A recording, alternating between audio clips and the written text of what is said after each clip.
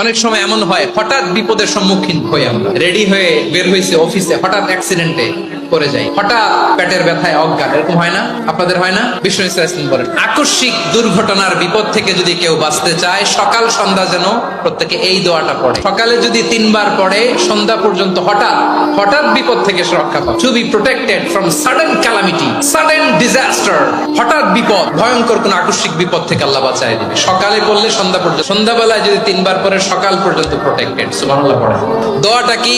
দোয়াটা হচ্ছে বিসমিল্লাহিল্লাযী লা ইয়াদুররু মা'a ইসমিহি শাইউন ফিল আরদি ওয়ালা ফিস সামাই ওয়া হুয়াস সামিউল আলীম। ওই আল্লাহর নাম নিচ্ছি, যে আল্লাহর নামের বরকতে আকাশ জমিনের কোনো কিছু কারো কোনো ক্ষতি সাধন করতে পারে না।